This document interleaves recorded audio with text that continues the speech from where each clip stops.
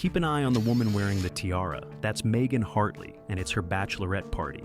She's surrounded by her closest friends, blissfully unaware that an unwelcome guest has just shown up. It's her ex, Daniel Cruz, and he's armed with a Glock.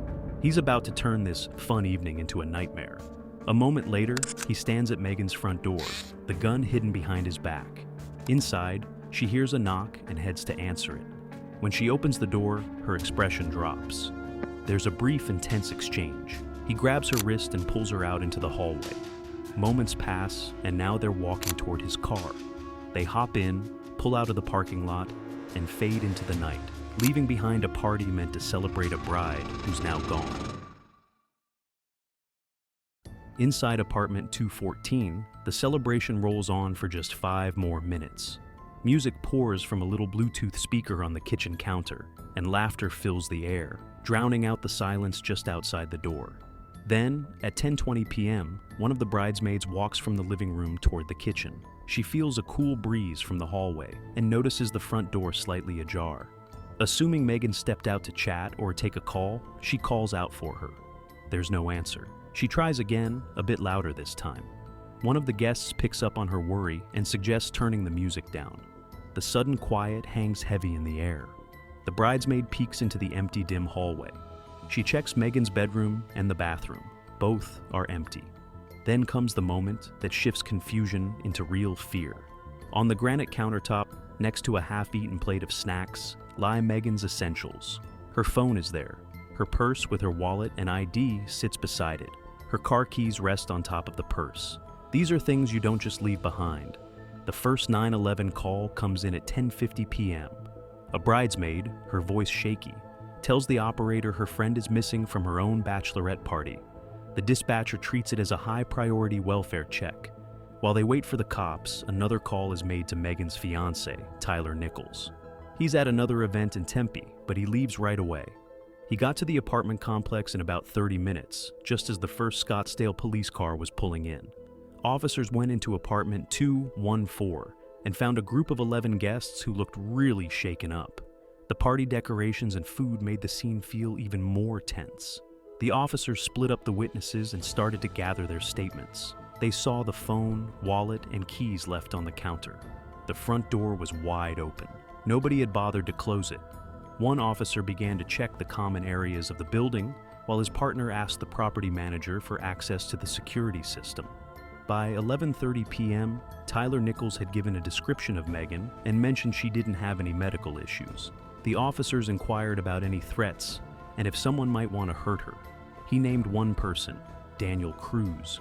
Tyler explained their troubled past, the harassment, and the restraining order in place. This raised red flags immediately. As officers looked up Cruz's name in their system, they finally got access to the building's surveillance footage. One officer reviewed the clip from Megan's hallway at 10:15 p.m. He saw the silent, tense 20-second encounter. He witnessed the man pull out a handgun and forcibly take Megan from her doorway down the stairs. This was no longer just a welfare check. It was a clear-armed abduction.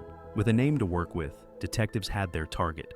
They dug into state and local databases and uncovered a troubling history on the 36-year-old. Records confirmed that Cruz was under an active restraining order from Megan Hartley filed in 2017. Even more alarming, he had just been released from Maricopa County Jail 3 months earlier in July 2021 after serving 90 days for breaching that same order. His probation made it clear he wasn't allowed to contact Megan. Detectives started processing the apartment as the main crime scene. They seized Megan's phone for forensic analysis. Her bridesmaids gave formal statements, and 2 mentioned something crucial. They'd seen creepy texts from an unknown number for the last 3 weeks. The messages were vague but unsettling, talking about unfinished business and mistakes that had been made. She thought Cruz was just all talk. The phone records backed that up. The text came from a burner phone, not registered to him, making it hard to trace right away. So, a different team jumped in to dig deeper online. They checked out the social media profiles of Megan and her 11 friends, and they found something interesting. Earlier that night, 2 guests posted Instagram stories from the party, tagging the location of the apartment complex. Detectives matched followers and looked at recent activity. They discovered a fake account created back in September 2019. The account had no posts and only followed Megan and a few close friends. An emergency request for the account's IP address showed it linked back to a Wi-Fi network at Cruz's last known home in Casa Grande. He hadn't just popped up, he'd been watching, waiting for the right moment. By 2 a.m., Sunday, a bolo alert went out to all law enforcement in central Arizona. It identified Daniel Cruz as the armed suspect in a kidnapping, providing the license plate and description of his 2014 BMW 328i. The alert warned that the victim, Megan Hartley, was with him and that he should be considered armed and dangerous.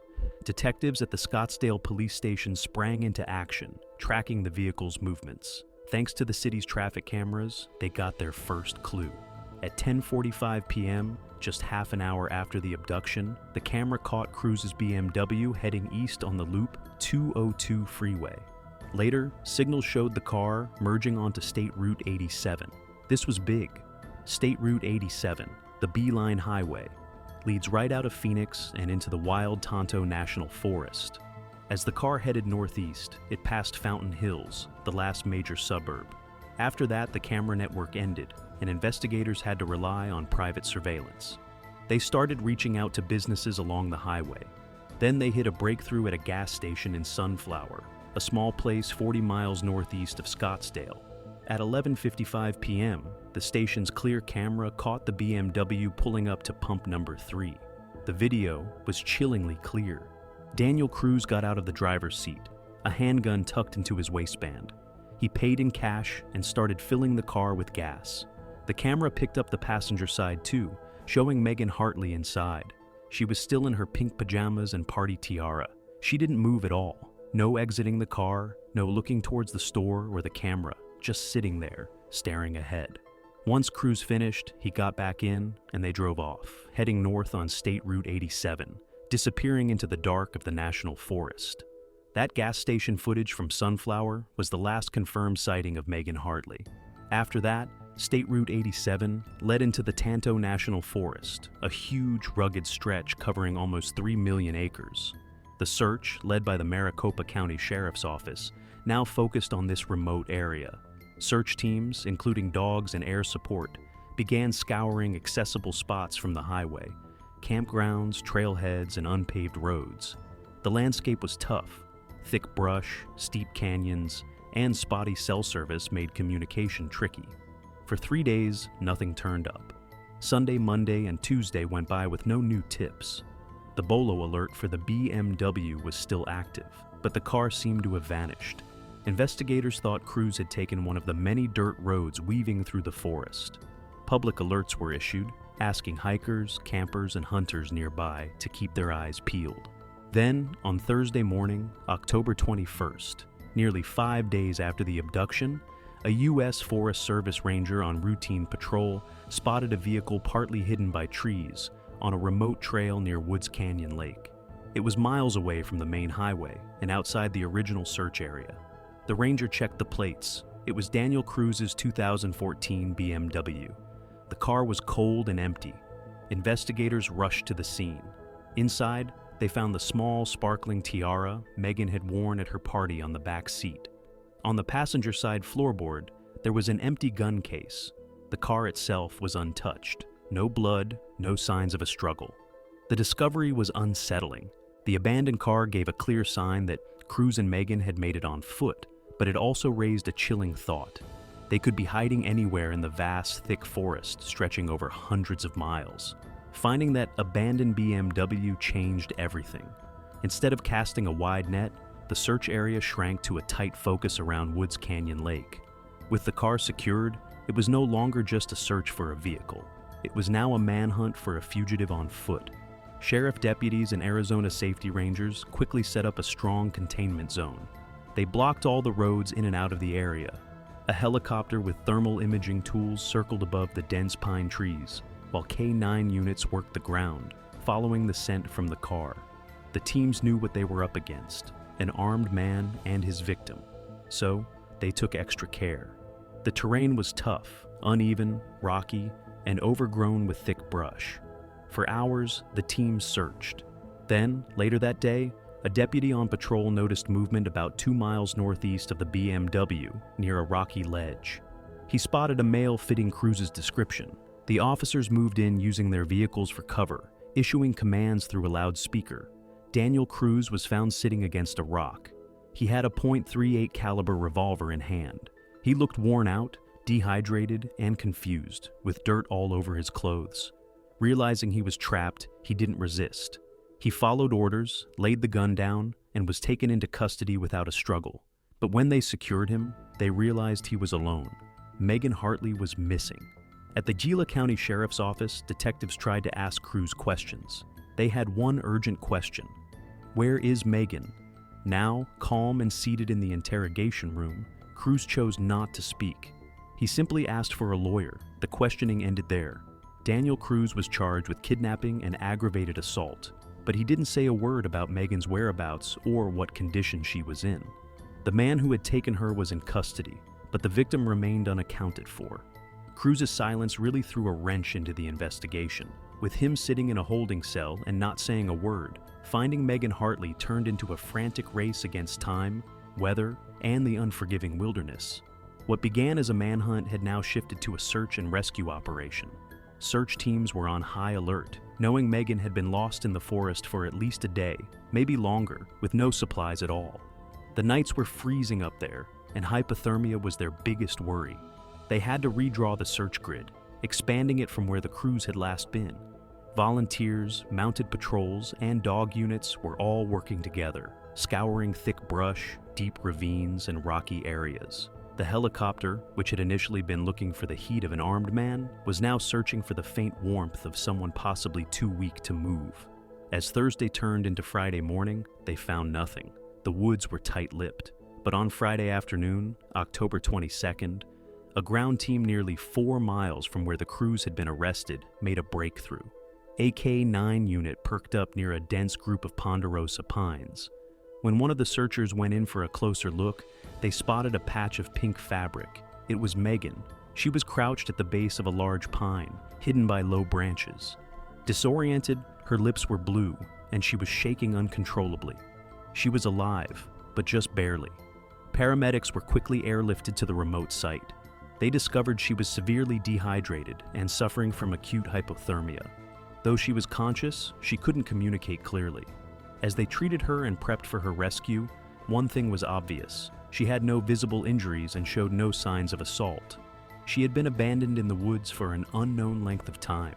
They found her, but the complete story of what happened over those 5 days remained locked away, partly with the silent suspect and partly with a victim too weak to tell it.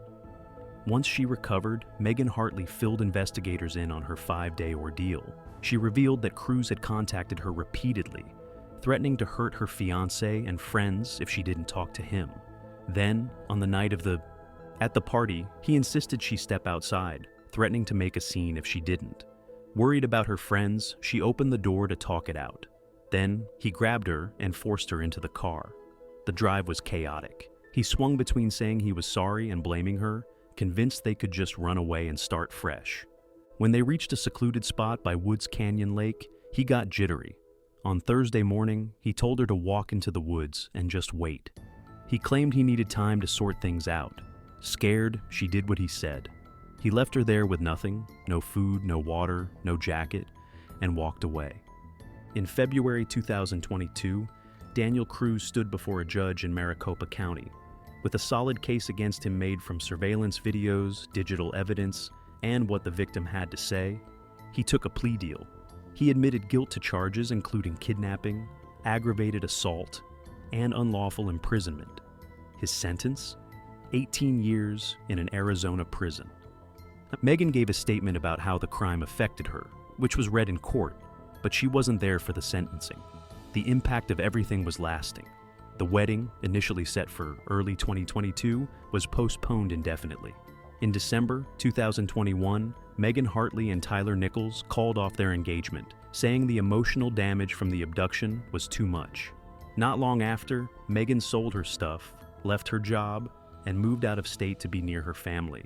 She hasn't gone back to Arizona since.